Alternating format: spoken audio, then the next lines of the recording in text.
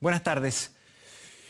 A ver, una de las tantas consecuencias producto de la crisis sanitaria que se vive, ¿verdad?, es la baja, pero importantísima, en consultas médicas por especialidades. Las cifras indican que durante la primera semana de junio se realizaron 62% menos comparado a la misma fecha del año 2019.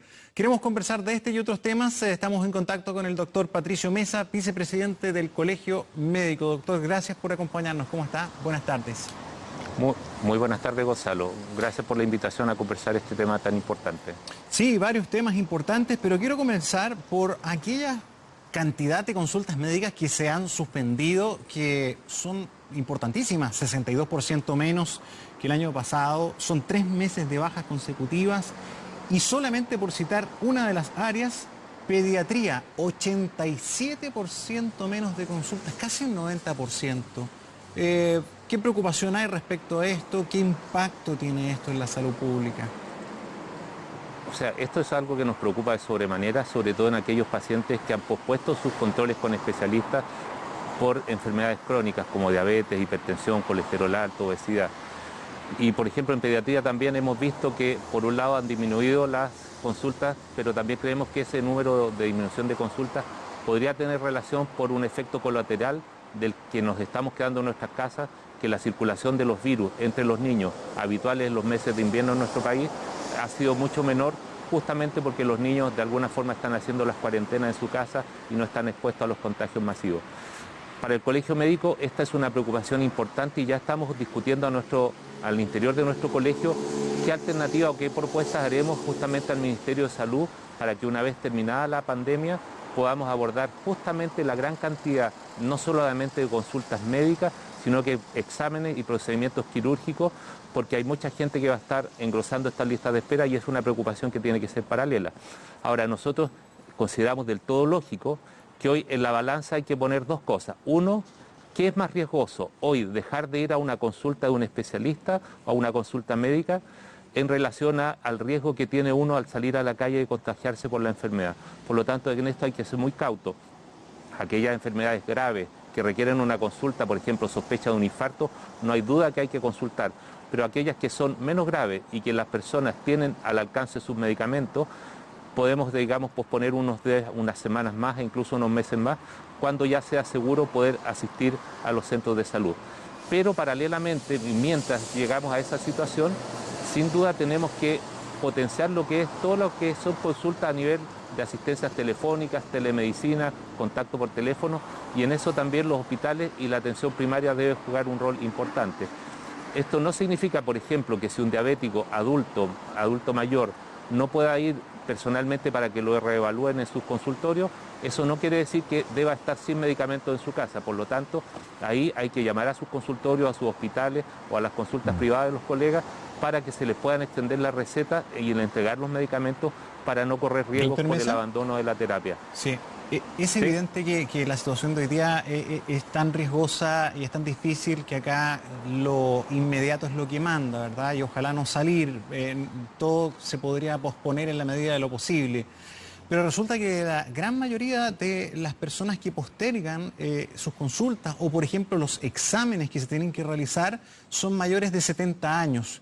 En donde los problemas de salud no son baladí, no son tan simples. Hay una estimación de Politopedia de que se podrían suspender en total 2,3 millones de atenciones o de consultas de aquí a septiembre. Actualizar todo eso después va a ser una avalancha de consultas de salud. Es tremendamente, sí, es un desafío muy potente que vamos a tener como sistema sanitario en nuestro país, y por eso mismo el Colegio Médico está ya ideando algunas estrategias justamente para mitigar este impacto negativo que tiene la pandemia. Pero por otro lado sabemos que el hecho de que mucha gente hoy acuda a los centros de salud van a correr el riesgo de contagiarse y asumir y correr el riesgo de morir. Por lo tanto, no nos queda otra alternativa que mientras llegamos a septiembre, cuando ya hayamos superado la pandemia, tengamos las estrategias necesarias para abordar todos los problemas de salud que van a quedar pendientes, y en eso vamos a tener que hacer un esfuerzo como país enorme, y para lo cual el Colegio Médico ya está trabajando. Sí, lo quiero llevar a otro tema. Hay una publicación de CIPER que señala que los hospitales metropolitanos duplican a las clínicas en la tasa de mortalidad. Se preguntó hoy en la conferencia de prensa al ministro París y ellos fueron enfáticos en señalar que acá no hay diferencias en atención pública y privada. Se atiende de la misma manera y las diferencias, si es que hay, obedecen a elementos tales como diferencias en la complejidad, en el tipo y gravedad de cada uno de los pacientes, la comorbilidad y, por supuesto, los factores sociales que también impactan, pero que no hay comparación entre hospitales públicos y privados en calidad de atención. Bueno, lo que primero, para tranquilidad de la población, debemos afirmar que tanto en el sector privado como público se están haciendo todos los esfuerzos y se está poniendo a disposición de los pacientes todas las estrategias que hay hoy terapéuticas justamente para enfrentar la pandemia. O sea, no hay diferencia para el colegio médico. O sea, no, un momento, para allá voy. Nosotros sabemos que hay diferencias en salud, hay inequidades en salud en nuestro país desde siempre. Y por eso el colegio médico tiene algunas propuestas en un seguro médico único, etcétera. Y existen estas inequidades. Y estas inequidades se exacerban aún más en tiempos de pandemia. ¿Y esto, de qué forma se manifiestan inequidades? Que, por ejemplo, la gente más pobre tiene menos acceso a salud, tiene más factores de riesgo, tiene mayor cantidad de enfermedades agregadas, colesterol alto, obesidad, diabetes, hipertensión arterial, y por lo tanto, y son personas más añosas también, por lo tanto, todos esos elementos se conjugan para que frente a una misma enfermedad puedan correr mayor riesgo de morir. Y eso además se traduce que, a pesar de que en el sector público se ha incrementado en forma considerable el número de camas, el número de ventilación mecánica, camas de pacientes, manejo de pacientes críticos, sabemos que también esto es insuficiente, tanto así que sabemos que muchos hospitales públicos están haciendo un esfuerzo adicional los funcionarios para hospitalizar, por ejemplo, más de 110 pacientes en los servicios de urgencia e incluso sometiendo a ventilación mecánica en los mismos servicios de urgencia donde no se dan las condiciones óptimas. Pero quiero insistir, el personal de salud de los hospitales públicos, para tranquilidad de la comunidad, está haciendo todos sus esfuerzos, pero no hay duda que las inequidades de salud se hacen más manifiestas en situaciones de pandemia como la que estamos viviendo. Sí, doctor, ¿cómo analiza la marcha del coronavirus en este momento en el país? Porque se ha duplicado la cantidad de pacientes en las unidades de cuidados intensivos en las últimas semanas. Ya se superó los 2.000 personas en UCI. Hay 400 en estado crítico. Hemos superado en total de contagios a países con mucha más población que nosotros, Italia, España.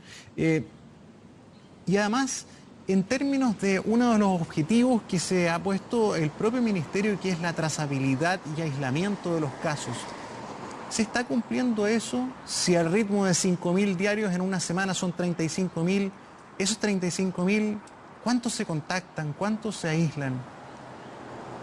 Bueno, todos hemos reconocido desde las autoridades ministeriales hasta todos los encargados de salud, entre ellos el Colegio Médico, que ahí es donde nos falta reforzar las medidas sanitarias para enfrentar la pandemia.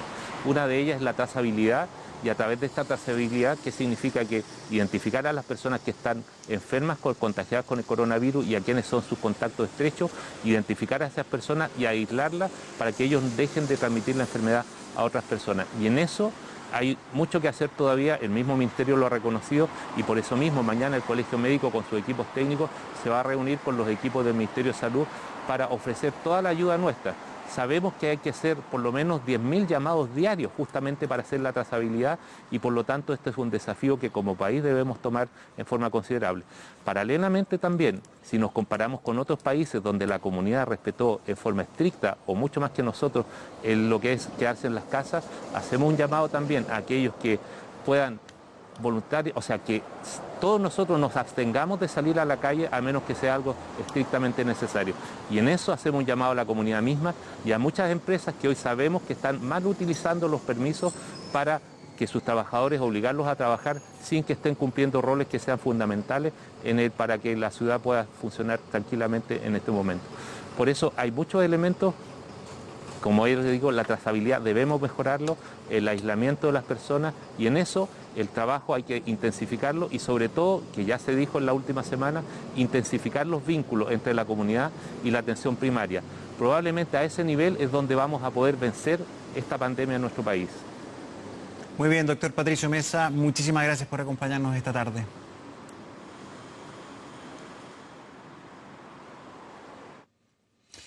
Bien, la ciudad de Curicó en el